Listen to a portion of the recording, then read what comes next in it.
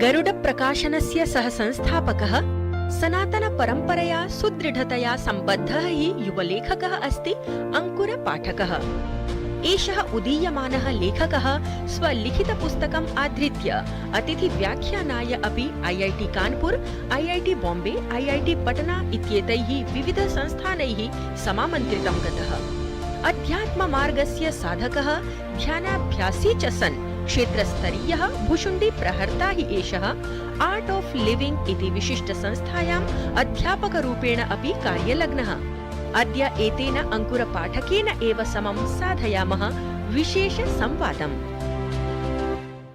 अंकुरपाठक महोदय, वार्तावली कार्यक्रमे भवतः हार्दिकं स्वागतमस्तु। बहुत बहुत धन्यवाद लता जी आपका आज के इस कार्यक्रम में मुझे इनवाइट करने के लिए। महोदय, भवान् यतो हि प्रकाशनस्य सह संस्थापकः अस्ति, तावत् ज्ञातुम् इच्छामि यत् प्रकाशने भवतः रुचिः कथम् उत्पन्ना, अथ प्रकाशने किं भारतीय साहित्यस्यैव पुस्तकानि प्रकाशितानि भवन्ति उत अन्यानि अपि?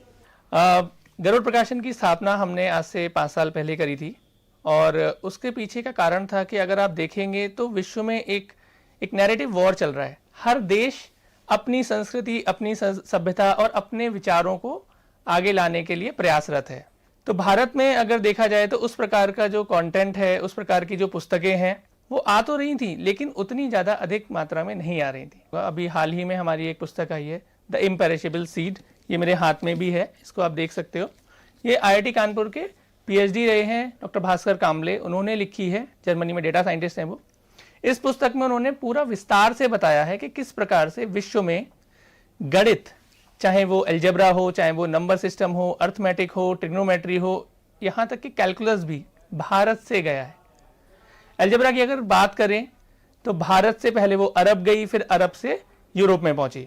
इसी के साथ साथ कहते हैं कि भाई कैलकुलस न्यूटन ने और बाकी के जो वैज्ञानिक रहे उन्होंने बनाया। लेकिन जब हम इस पुस्तक को पढ़ते हैं तो उसमें उदाहरण के साथ साथ, रेफरेंसेस के साथ साथ उन्होंने बहुत विस्तार से बताया है कि कैसे यहाँ से पूरा का पूरा गणित भारत से बाहर गया। आर्यभट्ट ने जो पाई का मान है उसको सटीक रूप में एक श्लोक के माध्यम से बताना चाहता हूं कि किस प्रकार से दिया हुआ है। श्लोक है, चतुरधिकम शतम अष्टगुणम द्वाषष्ठिस् तथा सहस्त्राणाम अयुत द्वय विष्कंभस्य सन्नो वृत्त परिणाह।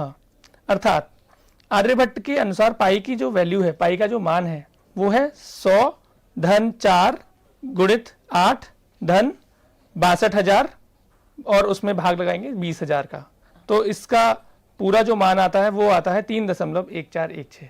और इसको भी आर्यभट्ट को पूरी तरह इसका भान था कि यह पूरा सटीक मान नहीं है, यह एक अप्रोक्सीमेशन है। भवान् लेखकः, तर्हि एतत् ज्ञातुम् इच्छामि यत् तत् किं पुस्तकमासीत् यम् अवलम्ब्य भवान् अनेकैः संस्थानैः समामन्त्रितः उद्बोधनार्थं।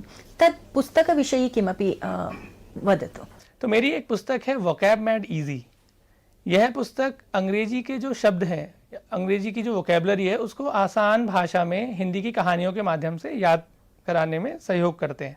इस पुस्तक के पीछे का मेरा उद्देश्य था कि आज हम अगर देखते हैं IIMs में जो एग्ज़ाम होता है या जो जितने भी बड़े उच्च स्तरीय संस्थानों के एग्ज़ाम्स हैं सब अंग्रेजी में होते हैं, तो उनमें गांव के विद्यार्थी हैं, Tier 2 Tier 3 सिटीज़ के जो विद्यार्थी हैं वो कैसे वहाँ तक पहुँचें। तो उसके लिए एक सरल और आसान भाषा में अंग्रेजी के शब्दों को कैसे याद कर सकते हैं, वो उसका एक मार्ग प्रशस्त करती है। इसके पीछे का एक उद्देश्य ये भी था कि हमारे जो विद्यालय हो रहे हैं, अंग्रेजी माध्यम हो रहे हैं सभी विद्यालय। प्राइमरी एजुकेशन भी आज के समय में अंग्रेजी माध्यम को बहुत ज़्यादा प्रोत्साहित करा जा रहा है। हमारा मानना यह है कि एक बालक की जो प्राथमिक शिक्षा है, कम से कम 10th क्लास तक उसे अपना जो उसकी मातृभाषा है उस माध्यम में ही शिक्षा लेनी चाहिए। अत्र नूतन शिक्षा नीतौ अपि तथैव उक्तमस्ति। बिल्कुल बिल्कुल बिल्कुल। तो एक ट्रांजिशन फेज के लिए वो इस पुस्तक का उपयोग करके अपना स्तर को ऊंचा कर सकता है। तर्हि भवान् आर्ट ऑफ लिविंग संस्थानेन सम्बद्धः अस्ति। कथं भवान् सम्प्रेरितः जातः तेन संस्थानेन सह संयोजयितुम्? अथ आर्ट ऑफ लिविंग संस्थानेन जनानां कथं लाभः भवितुं शक्नोति इति विषये विशेषरूपेण यूनः कथं लाभान्विताः भवितुं समर्हन्ति एतेन संस्थानेन तद्विषये कृपया वदतु। मैं आपको विवेक चूड़ामणि से एक यहाँ पर एक श्लोक का उदाहरण देना चाहूँगा जिसने मेरे जीवन में बहुत एक तरीके से परिवर्तन लेकर के आया। दुर्लभम त्रयम एतद देवा अनुग्रह हेतुकम मनुष्यत्वम मुमुक्षुत्वम महापुरुष संश्रय।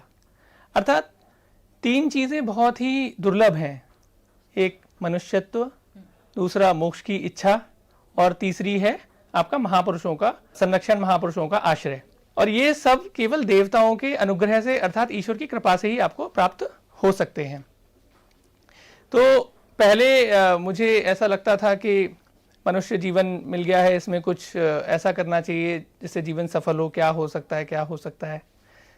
तो योग के मार्ग के विषय में जाना, योग के विषय मार्ग पर आगे चलने का ठाना, लेकिन बिना गुरु के कहीं सदगति होती नहीं है।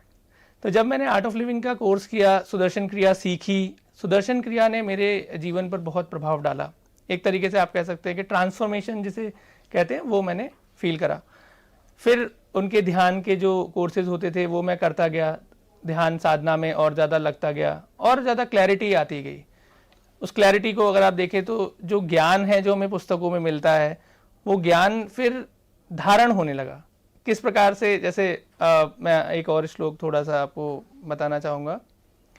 निसंगो निष्क्रिय असि, निसंगो निष्क्रिय असि त्वम स्वप्रकाशो निरंजनः।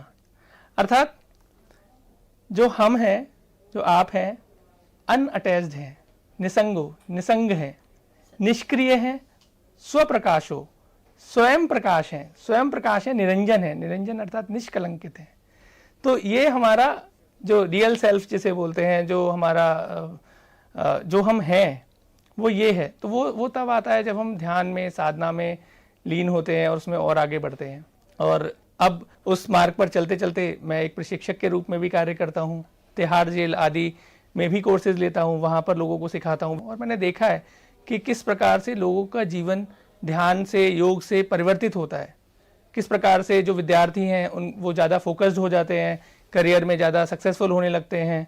और एक सफलता के लिए आपको क्या चाहिए? अगर आपका मन अशांत है तो किसी भी कार्य में आपको सफलता मिलेगी। कुत्रापि मनः न रमते सफलता अपि न अधिगच्छति। सत्यम, बिल्कुल सत्यम। बिल्कुल। तो इस मार्ग पर चल करके आप बिल्कुल उस सब कुछ आप अपने लोक में और परलोक के लिए जो आपकी यात्रा है उसमें आप सफलता प्राप्त कर सकते हैं। जो आपको चाहिए वो मिल सकता है। लेखकत्वेन, योग साधकत्वेन, भवान् यदपि प्रकाशकत्वेन भवतः आगामि योजनाः काः?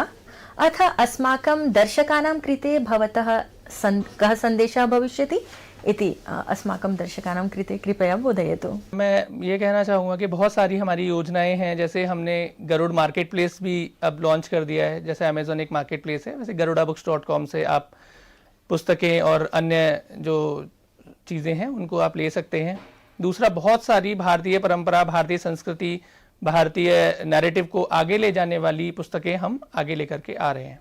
दर्शकों को मैं संदेश देना चाहूँगा कि योग साधना के मार्ग पर, मतलब धर्म, अर्थ, काम, मोक्ष, ये 4 पुरुषार्थ हैं हमारे जीवन में और अधिकांशतः अर्थ और काम में उलझ करके रह जाते हैं।